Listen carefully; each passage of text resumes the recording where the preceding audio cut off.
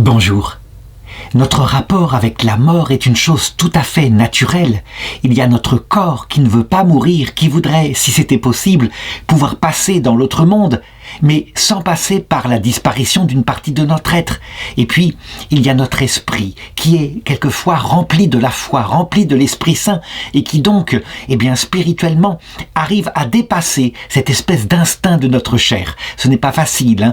Je dirais que peut-être il faut parfois toute une vie pour se préparer au moment de la mort, et encore, lorsqu'arrivera la mort, on ne sait pas tellement comment on réagira. Eh bien, je voudrais raconter une histoire qui se situe à une époque où l'instinct était le même, mais à une époque où, manifestement, à cause de la puissance de la conversion que donnait l'Esprit Saint, le rapport à la mort était finalement beaucoup plus simple. Il est arrivé que des gens ne croient pas du tout en l'existence de la mort, si ce n'est comme un passage pour l'autre monde, et que même ils acceptèrent, pour répandre l'espérance que donnait le Christ, de vivre un risque énorme d'être cruellement martyrisés avant de rentrer dans l'autre monde. C'est l'histoire de Saint Quentin, un des missionnaires martyrs qui périt à la toute fin de la persécution de l'Empire romain sous l'empereur Dioclétien. Et d'abord, comme à chaque fois, je voudrais le raconter. Il y a des actes de son martyre, mais très souvent qui ont été écrits, je dirais, après que Constantin ait émis un édit de tolérance dans l'Empire romain, donc peu de temps après sa mort, peut-être 10 ans après sa mort, en 313. Et donc, il y a de pieuses mains qui ont exagéré les conditions de son martyre. Comment arriver à retrouver ce qui est réel et ce qui est dû à cette piété?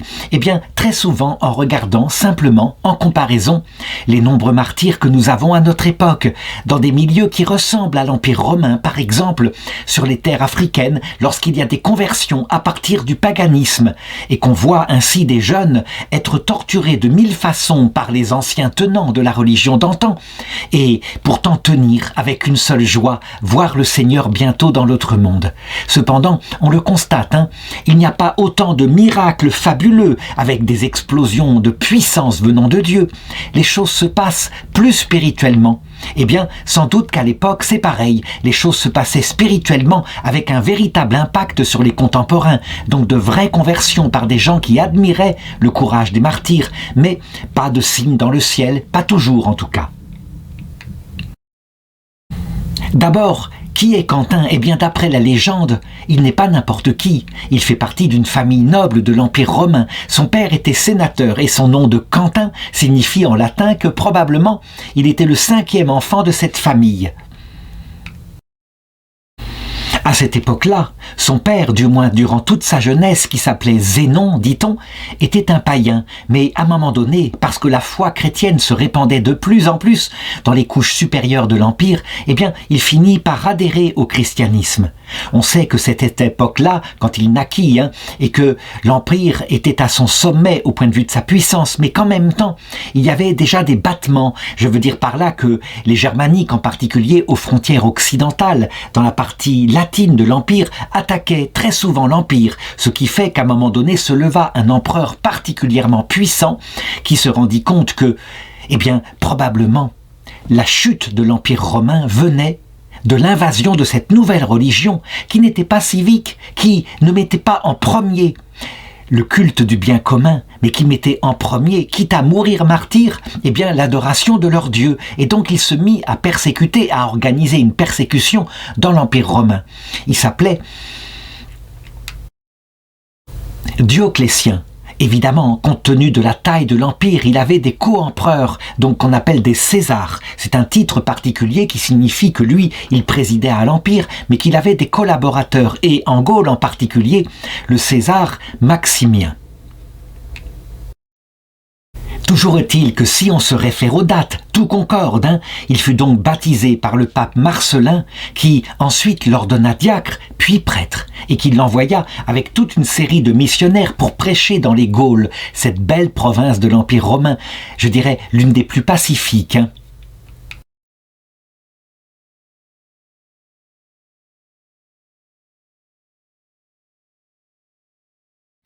On a gardé le nom de tous ces missionnaires qui partirent avec lui, Lucius, Crépin, Crépinien, Ruffin, Valère, Marcel, Eugène, Victorique, Eutien, Rieul et Pia. Ils étaient donc 12 missionnaires, un peu comme Jésus avait choisi 12 apôtres. On voulait refaire un peu ce que Jésus avait fait à l'époque en se fiant à l'Esprit Saint. Et on raconte que 2 par 2, ils partirent en tirant au sort les régions de la Gaule qu'ils allaient évangéliser. Le sort lui désigna comme compagnon Saint Lucien, le futur évêque de Beauvais, et il partit avec lui. Il ne manquait pas de courage. Alors comment se passait leur prédication ? Eh bien, très puissamment. Je veux dire que leur parole était une parole qui d'abord touchait les cœurs, puisqu'ils parlaient d'un Dieu d'amour, mort pour eux, sur la croix. Ils parlaient de la vie éternelle.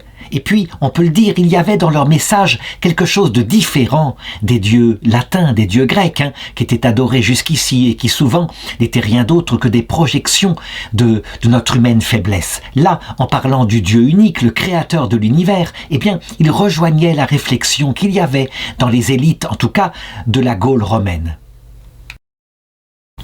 Et puis, et c'est une chose qu'il ne faut pas négliger, le Seigneur savait l'état de ce peuple très païen qui avait besoin de voir des signes extérieurs. Et donc, eh bien, il faisait des miracles dont la signification spirituelle est intense, mais qui se réalisaient aussi matériellement, comme d'ailleurs à l'époque de Jésus. Par exemple, on raconte qu'il traçait le signe de la croix sur les yeux des aveugles comme cela.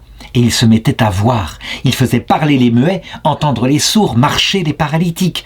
Tous ces signes-là qui indiquent que, par la prédication de l'Évangile, si on veut bien l'écouter, le faire rentrer dans son cœur, on sera délivré de toutes les angoisses qui président à cette vie, lorsqu'on ne sait pas pourquoi on est sur cette terre. Il faut savoir en effet que la première guérison, le but de la prédication du Christ, c'est une guérison de l'âme. Il n'est pas venu en premier pour guérir les corps, mais il le fait tout de même parce que de cette manière-là, évidemment, nous qui sommes des êtres sensibles, nous pouvons quelquefois remonter jusqu'à notre âme et nous dire qu'il faut écouter la parole du prédicateur, que le message doit vraiment venir d'un Dieu puissant et nous l'écoutons. Toujours est-il que ses miracles et sa prédication faisaient des merveilles, il y avait des conversions. À une époque où, je l'ai dit, Dioclétien, lui, il voulait combattre ces conversions. Et donc, il voulait, afin que l'Empire redevienne fort, il voulait pousser les gens à adorer, comme jadis, au temps de la gloire de l'Empire, les dieux de jadis. Et c'est ainsi que, eh bien, il attira bientôt la suspicion de ceux qui étaient ennemis de cette nouvelle religion, qui était trop puissante, qui se répandait trop rapidement. Et donc, il fut dénoncé au gouverneur délégué par Maximien qui s'appelait, et le nom on l'a gardé, Rixiovarus.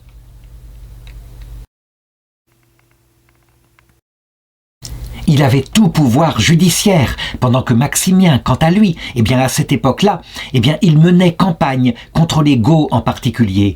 On raconte que, à la fin de 285, il supprima la menace des rebelles bagaudes en Gaule, et de 285 jusqu'en 288, il combattit les tribus germaniques le long de la frontière rhénane. Donc il avait d'autres soucis pour être en plus embêté par ces sacrés chrétiens de plus en plus nombreux dans l'Empire. Il avait donc laissé un entier pouvoir aux juges qu'il avait délégués ainsi dans la région d'Amiens. Qui était ce Maximien ? Attention, ce n'est pas simplement un homme qui vise à rechercher la gloire pour lui-même.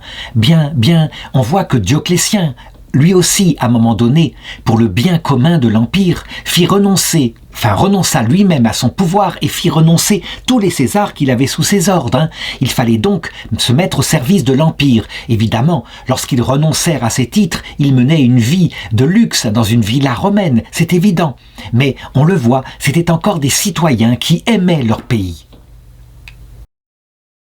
Leur analyse était-elle juste sur la ruine de l'Empire romain ? Non, probablement. Nous le savons. Toute civilisation qui atteint à la puissance, qui obtient des milliers de richesses, au bout d'un certain temps, on voit que la jeunesse qui en sort, eh bien, finit par être centrée davantage sur son propre confort. Et du coup, évidemment, elle délègue le pouvoir pour la défense de l'Empire, ce qui avait été fait par l'Empire romain. Les armées romaines étaient souvent pleines de païens.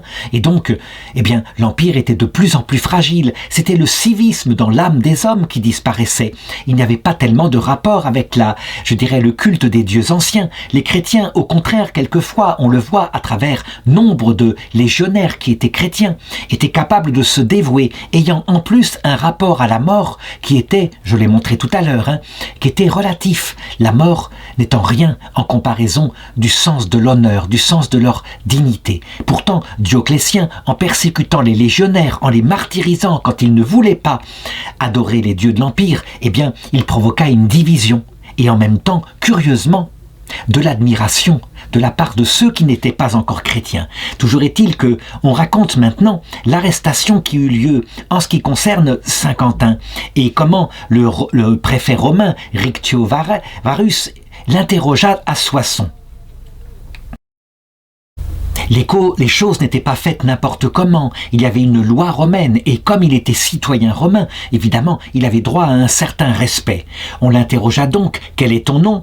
Et il donna son nom, mais simplement, il ne donna pas le nom de Quentin. Il dit, je porte le nom de chrétien parce que, en effet, je le suis, croyant de cœur en Jésus-Christ et le confessant de bouche. Toutefois, mon nom propre est Quentin. Quel est ton nom, quelle est ta famille et ta condition? Et il répondit, je suis citoyen romain et fils du sénateur Zénon. Alors le gouverneur, évidemment, là, se mit à le mépriser, ce qui montre que le procès n'était pas neutre, bien sûr. Il y avait des directives de la part du pouvoir central. Il s'affirmait chrétien, et c'était quelque chose qui était ressenti comme une provocation en cette période de persécution. Comment se fait-il donc, dit donc le gouverneur, que, étant d'une si haute noblesse et fils d'un père si distingué, tu te sois livré à une religion et superstition, et que tu adores un malheureux que les hommes ont crucifié? Il faut bien comprendre, en effet, je dirais, l'écart qu'il y a entre la mentalité des Romains, qui sont des hommes de la force, c'est un empire de fer, et puis cette puissance qu'il y a là, étonnante, de cet homme misérable, cet esclave qui fut crucifié, donc qui ne valait rien. Comment se fait-il que des hommes puissent suivre ainsi son message? Il ne comprenait pas. Eh bien, il lui répondit, il lui dit ceci. C'est que la souveraine noblesse est d'adorer l'unique créateur du ciel et de la terre, et d'obéir de tout cœur à ses divins commandements. Et le gouverneur de lui répondre, mais Quentin, laisse là cette folie qui t'aveugle et viens sacrifier aux dieux.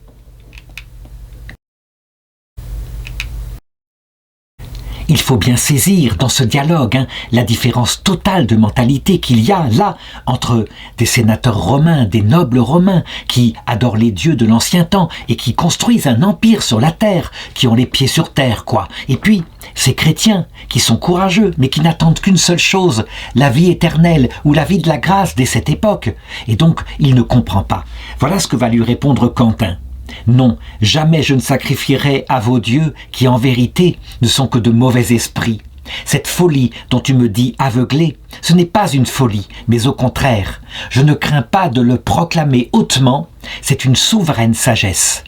C'est car quoi y a-t-il de plus sage que de reconnaître le Dieu unique et seul véritable et de rejeter avec dédain ces simulacres muets, ces témoignages faux et mensongers, ces statues qui n'ont pas d'esprit. Oui, et ceux-là, assurément, sont des insensés qui leur sacrifient pour t'obéir. L'argumentation de Quentin pourrait toucher l'intelligence d'un Romain comme lui, parce que l'idée qu'il y a un Dieu unique, des philosophes grecs l'ont avancé et ont montré depuis Hésiode que les dieux multiples sont des superstitions, mais manifestement ce gouverneur-là est aux ordres et tout simplement il applique ce qui se passe. Il faut savoir qu'à chaque période de l'humanité c'est ainsi. Il y a toujours des hommes pour obéir aux ordres venant de l'autorité suprême, quel qu'il soit. Et peu importe, ils le font souvent pour leur carrière, mais la vérité n'a pas tellement de place là-dedans. Et donc, le gouverneur lui répondit, en le menaçant, « Si tu n'approches à l'instant et ne sacrifies à nos dieux, j'en jure par ces mêmes dieux et par les déesses, je te ferai torturer de toutes les manières jusqu'à ce que tu en meures. » On pourrait se demander là si le préfet a le droit ainsi de menacer de torture quelqu'un qui est un citoyen romain. Eh bien je répondrais, oui, tout à fait, c'était prévu par le droit romain. Même si la peine de mort ne devait pas être une crucifixion qui était réservée aux esclaves, même si elle devait être par décapitation, avant on avait des pouvoirs judiciaires pour faire, je dirais, avouer ou pour, pour faire renoncer à leur perversion ceux qui étaient accusés. Et donc voilà ce que répondit Quentin. Non, non, Seigneur Président, et on voit le respect qu'il marque pour son autorité. Sache-le bien, ce que tu m'ordonnes, je ne le ferai jamais, et tes menaces, je ne les crains nullement. Fais au plus tôt ce qu'il te plaira, tout ce que Dieu te permettra de m'infliger. Là encore, on voit à quel point la foi de Quentin est grande. Il le sait, rien ne lui arrivera si ce n'est permis par Dieu. C'est quelque chose d'absolument extraordinaire, mais qui est vrai, fondamentalement. Et il continue, « Je suis prêt à subir, oui, par la permission de mon Dieu, tu peux soumettre ce corps à diverses tortures et à la mort même, mais non mon âme, qui demeure au pouvoir de Dieu seul, de qui je l'ai reçu. » On peut repérer dans la réponse que fait Quentin sans doute la philosophie qui préside à cette époque-là et qui était le stoïcisme. Il y avait une fierté à être ainsi face à l'épreuve, capable de rester maître de son âme. Mais c'est un stoïcisme qui est déjà teinté évidemment d'espérance théologale. Il le sait, dès qu'il mourra de l'autre côté, son Seigneur l'accueillera, ce qui rend le courage viril des Romains devenus chrétiens, ce qui le rend beaucoup plus facile à réaliser. Je voudrais maintenant raconter son martyre qu'il va subir, mais évidemment en essayant de le remettre tel que nous pouvons le constater, je l'ai dit au début de cette vidéo, tel que ça se passe par exemple au Vietnam, au Japon, là où il y a eu des martyrs de manière tout à fait analogue au XIXe siècle avec ce qui se passait dans l'Empire romain du IIIe siècle et du IVe siècle. Donc on commence par le fouetter. Le fouet, c'est la même peine que subit notre Seigneur Jésus-Christ. C'est une peine tout à fait calibrée. On ne peut pas fouetter à l'infini, sinon on tuerait le coupable, mais c'est une peine extrêmement douloureuse. Les enfants qui ont été enfants de la même génération que moi, parfois, lorsqu'ils étaient petits, recevaient des coups de martinet, c'était la punition à la mode. Eh bien, on sait ce que c'est quand on a expérimenté le martinet. Il n'y a pas plus grande douleur que le fouet. Et donc, on le voyait qui priait de tout son cœur, tandis qu'il subissait cette peine qui ressemblait à celui de son Seigneur. C'est raconté dans ses actes, « Seigneur mon Dieu, je vous rends grâce de ce qu'il m'est donné de souffrir pour le saint nom de votre Fils. Mon Sauveur, en ce moment donc, mon Dieu, donnez-moi la force et le courage dont j'ai besoin. Tendez-moi une main secourable afin que je puisse demeurer supérieur à tous les traits de mes ennemis et triompher du cruel préfet Ricciovare. Et pour cela, pour l'honneur de la gloire de votre nom, lequel est à jamais béni dans les siècles des siècles. » Il est dit qu'à ce moment-là, une voix résonna du ciel et qu'il l'entendit distinctement, qui lui disait « Courage et constance, Quentin, je suis moi-même avec toi. » Dans la réalité, nous le savons, la grâce de Dieu remplit l'âme de celui qui va mourir pour le Christ, et une force étrange, une force surnaturelle remplit souvent. On a des témoignages multiples, par exemple, que se souviennent du martyre de Sainte Félicité, Sainte Perpétue, qui eut lieu, vers l'an 203, ça veut dire 100 ans avant le martyre de Saint Quentin, qui, alors qu'elle accouchait dans sa prison et qu'elle criait dans les douleurs de l'enfantement, fut moquée par un garde qui lui dit « Et dans quelques jours, quand tu vas être mangé par les lions, ce sera d'autre chose que ces cris. » Et elle répondit simplement « Non, parce que là je souffre pour moi, mais quand je serai dans le cirque, le Seigneur souffrira pour moi. » Donc, il subit son martyre, il le subit courageusement, il était là très fort, debout, et il impressionnait ceux qui, quelquefois, le connaissaient, ceux qui étaient des gardes, qui le torturaient au nom du gouverneur, si bien qu'on les voyait qui venaient auprès du gouverneur et qui disaient « Prends pitié de nous, nous sommes en admiration devant un homme comme cela, qui subit de si cruelles souffrances, des feux intérieurs nous dévorent, impossible de nous tenir debout, à peine pouvons-nous parler. » C'était assez étonnant de voir comment l'avait dit saint Justin des siècles auparavant ou des décennies auparavant. Il disait, c'est incroyable, mais le sang des chrétiens le sang des martyrs est semence de chrétiens. Et c'est vrai, devant le courage qu'il y avait là, où de frêles jeunes filles, des adolescentes étaient plus forts que des légionnaires au combat, eh bien, les gens étaient impressionnés dans les cirques et donc il y avait de nombreuses conversions. On a des témoignages de ce qui se passa à ce moment-là. L'idée que Quentin, qui avait prêché dans la ville, qui avait fait tant de bien, eh bien, pouvait être martyrisé, bouleversait les gens qui étaient autour de là. La chose est racontée de la manière suivante. Il est raconté que, pendant la nuit, alors qu'il était ainsi, encore en train de se remettre de cette terrible flagellation, un ange lui apparut, le toucha, le fortifia et lui demanda de sortir de la prison, comme cela, en pleine nuit, et d'aller prêcher aux habitants de la ville qui était à côté. Et l'ange lui annonça qu'il devait le faire avec courage, que d'ailleurs lui-même serait bientôt délivré, que les ennemis du nom des chrétiens seraient bientôt confondus, ainsi que leur préfet, l'impie Ricciovare. De fait, c'est ce qui se passa. On le sait, quelques années plus tard, l'Empire romain émit un édit de tolérance avec l'empereur Constantin. Donc quelques années après, ça veut dire, si nous sommes à peu près ici en 299, eh bien c'est un peu plus de 10 ans plus tard. Est-ce que l'Esprit Saint reproduisit le miracle qu'il avait fait dans les Actes des Apôtres? Il se pratiqua matériellement pour Saint Pierre qui sortit de sa prison et les gardes étaient endormis. Peut-être, peut-être pas. En tout cas, ce qui est sûr, c'est que, quoi qu'il en soit, par contre, et ça c'est indéniable, le martyre qu'il subit, le courage qui fut raconté dans les tavernes, eh bien, bouleversait les gens. Et les gens, véritablement, avaient de plus en plus de sympathie pour ces pauvres chrétiens si courageux et si injustement martyrisés. On était bien loin de la période, au tout début de l'Empire romain, où le peuple se répandait dans des histoires en pensant que les chrétiens sacrifiaient des enfants et faisaient des bacchanales, des orgies, avec le sang d'enfants martyrisés qu'ils buvaient dans des coupes. En fait, on avait compris entre-temps que c'était la messe et que ce n'était pas le sang d'enfant, mais que le seul enfant qui était sacrifié, c'était notre Seigneur Jésus-Christ, sacrifié à la croix en l'an 33 après Jésus-Christ. Ce qui me fait penser donc qu'il n'y eut pas, je dirais, de miracle, qu'il ne sortit pas de sa prison, c'est que, en fait, le lendemain matin, il était là et que Ricciovare, eh bien, recommença le procès en lui demandant une dernière fois s'il voulait se convertir. Il avait été mis au courant de l'impact qu'avait eu son procès sur les gens du secteur, et que beaucoup étaient favorables à la foi chrétienne. Et donc il se décida, plutôt que de continuer ainsi et que donner un prétexte pour qu'il y ait une augmentation du nombre des chrétiens, il arrêta son voyage et il prononça son jugement. Il décida que Quentin serait une dernière fois torturé, puis simplement exécuté selon la loi romaine, donc décapité, et que son corps serait jeté par les soldats dans les marais qui étaient au bord du chemin.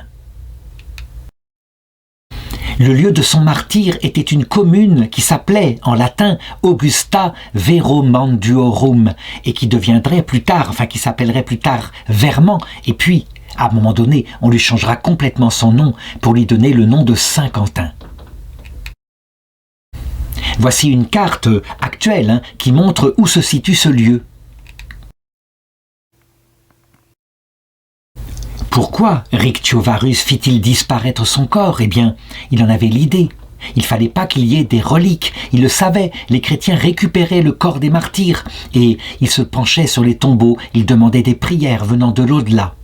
Cependant, voici comment 5 ans plus tard, donc peut-être au début de l'édit de Milan avec Constantin, eh bien, on retrouva son corps. La légende dit qu'il fut retrouvé une première fois par un aveugle nommé Eusébia,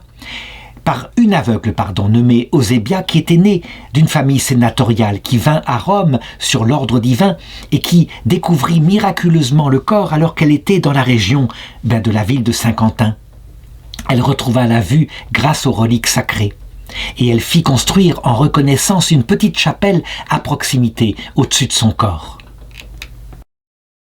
Évidemment, nous connaissons les aléas de l'histoire, comment, peu après, l'Empire romain s'écroula sous le coup des barbares et en particulier des Francs. Eh bien, on a une deuxième redécouverte du corps, légendaire peut-être, hein, probablement, parce qu'elle se passa en 641, à une époque où les Francs qui avaient conquis la partie de la Gaule, hein, les Francs étaient, je dirais, assoiffés de reliques. Pour eux, posséder une relique, c'était une assurance pour la vie éternelle. Donc, on redécouvrit son tombeau, paraît-il, et l'évêque qui s'appelait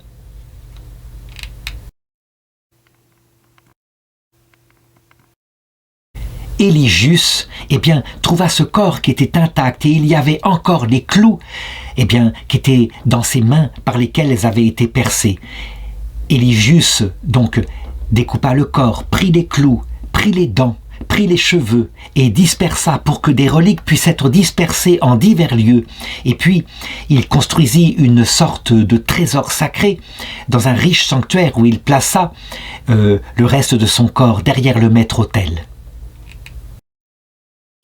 Je sais que ces pratiques du Moyen-Âge peuvent nous paraître choquantes, hein. Les protestants se moquent de nous, mais en réalité, elles ne sont pas différentes que, par exemple, notre besoin d'avoir une tombe où on puisse venir se recueillir, où le corps de nos défunts est là. Il est évident que le défunt ne vit pas dans son tombeau, mais en ayant contact avec l'endroit où est son corps, eh bien, on remonte à son âme, tout simplement. C'est le même phénomène que, par exemple, derrière moi, l'icône de la Vierge.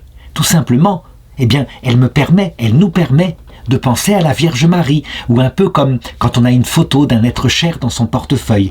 À une grande différence tout de même, c'est qu'au Moyen-Âge, on était convaincus que lors de la résurrection des morts, le Seigneur prendrait matériellement les restes de notre corps. Ce que maintenant, hein, depuis que la science a progressé, nous savons que ce n'est pas forcément vrai, que si Dieu devait reprendre toute la matière qui est passée pour composer notre corps, eh bien il y aurait des tonnes de matière, hein, parce que notre corps est sans cesse renouvelé dans la matière qui le compose. Par contre, ce qui fait notre corps ressuscité, c'est notre âme unie à la quantité de matière qui sera nécessaire pour que nous rentrions comme cela, vivants, intacts, dans l'autre monde.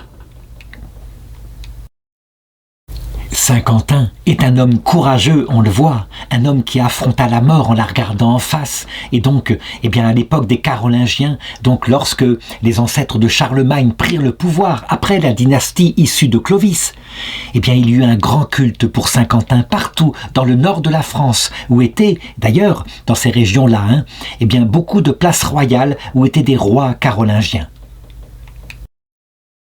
Voilà pourquoi beaucoup de villes dans le nord de la France portent le nom de Saint Quentin.